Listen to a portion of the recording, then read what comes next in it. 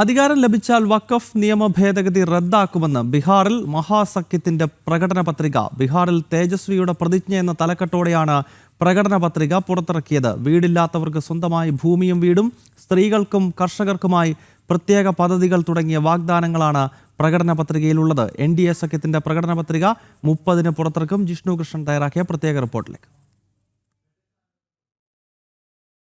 നിയമസഭാ തെരഞ്ഞെടുപ്പിന്റെ പ്രചാരണത്തിൽ BJPയും JDUവും നേതൃത്വം നൽകുന്ന NDAയ്ക്കൊപ്പം ഓടിയെത്താൻ സാധിക്കാത്ത അവസ്ഥയിലാണ് മുസ്ലിം വോട്ട് ബാങ്ക് കൂടെ നിർത്തിക്കൊണ്ട് ഏതെങ്കിലും തരത്തിൽ നേട്ടമുണ്ടാക്കാനാകുമോ എന്ന ശ്രമം മഹാസഖ്യം RJDയും കോൺഗ്രസും ഉൾപ്പെടുന്ന മഹാസഖ്യം നോക്കുന്നത്. അതിൻ്റെ ഭാഗമായാണ് ഇന്നിപ്പോൾ മഹാസഖ്യം പുറത്തിറക്കിയിട്ടുള്ള പ്രകടന പത്രികയിലെ ഏറ്റവും പ്രധാനപ്പെട്ട ഒരു വാഗ്ദാനം എന്നുള്ളത് അവർക്ക് അധികാരം ലഭിക്കുകയാണെങ്കിൽ വഖഫ് നിയമ ഭേദഗതി റദ്ദാക്കും എന്നുള്ള പ്രതികരണമാണ് നടത്തിയിട്ടുള്ളത് എന്ന വാഗ്ദാനമാണ് അവിടെ നൽകിയിട്ടുള്ളത്. ഇതിലൂടെ പ്രീണന രാഷ്ട്രീയത്തിലൂടെ മുസ്ലിം വോട്ട് ബാങ്ക് കൂടെ നിർത്തുക, തീവ്ര മുസ്ലിം ചിന്താഗതിയുള്ളവരുടെ വോട്ട് ബാങ്ക് വോട്ടും കൂടെ നിർത്തുക എന്ന വ്യക്തമായ ലക്ഷ്യത്തോടു കൂടിയാണ് ഇത്തരത്തിലൊരു വാഗ്ദാനം പ്രകടന പത്രികയിൽ നൽകിയിട്ടുള്ളത്. അതിൽ പ്രത്യേകിച്ച് കേന്ദ്ര സർക്കാർ പാസ്സാക്കിയിട്ടുള്ളൊരു നിയമം റദ്ദാക്കാനോ മരവിപ്പിക്കാനോ സംസ്ഥാന സർക്കാരിന് സാധിക്കില്ല എന്നിരിക്കെയാണ് ഇത്തരത്തിലൊരു പൊള്ളയായ വാഗ്ദാനം പ്രകടന പത്രികയിൽ ഉൾപ്പെടുത്തിയിട്ടുള്ളത്. കൂടാതെ തേജസ്വിയുടെ വാഗ്ദാനങ്ങളായിട്ടാണ്, പ്രതിജ്ഞയായിട്ടാണ് ഈ പ്രകടന പത്രിക പുറത്തിറക്കിയിട്ടുള്ളത്. മഹാസഖ്യത്തിൽ ഇടത് പാർട്ടികളുണ്ട്, കോൺഗ്രസ് ഉണ്ട്. അവരുടെയൊന്നും പേര് പോലും പരാമർശിക്കാതെ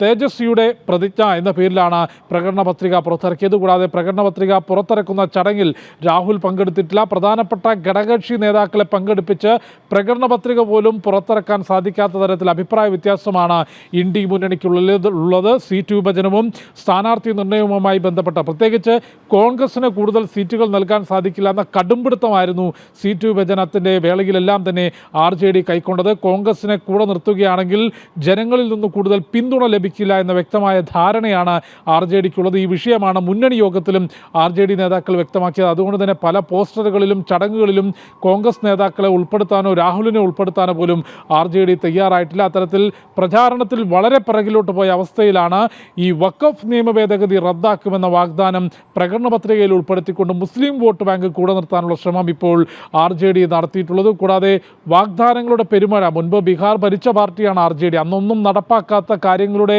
വാഗ്ദാന പെരുമഴയാണ് ഈ പ്രകടന പത്രികയിൽ ഉൾപ്പെടുത്തിയിട്ടുള്ളത്. വീടില്ലാത്തവർക്ക് വീടും സ്ഥലവും, യുവാക്കൾക്കും സ്ത്രീകൾക്കും പ്രത്യേക പദ്ധതി, അത്തരത്തിൽ നിരവധി വാഗ്ദാനങ്ങൾ പ്രകടന പത്രികയിലുണ്ട്. ഒപ്പം BJP JDU സഖ്യത്തിൻ്റെ NDAയുടെ പ്രകടന പത്രിക 30-ാം തീയതി പുറത്തിറക്കും. കേന്ദ്ര സംസ്ഥാന പദ്ധതികളുടെ തുടർച്ചയും ഒപ്പം ബീഹാറിൽ ഇനി നടപ്പാക്കാൻ പോകുന്ന വികസന പദ്ധതികളുടെ പ്രഖ്യാപനവുമായിരിക്കും ഈ പ്രകടന പത്രികയിൽ ഉണ്ടാവുക എന്നുള്ളതാണ് BJPയുടെ സംസ്ഥാന അധ്യക്ഷൻ ദിലീപ് ജയ്സ്വാൾ പ്രതികരിച്ചത്.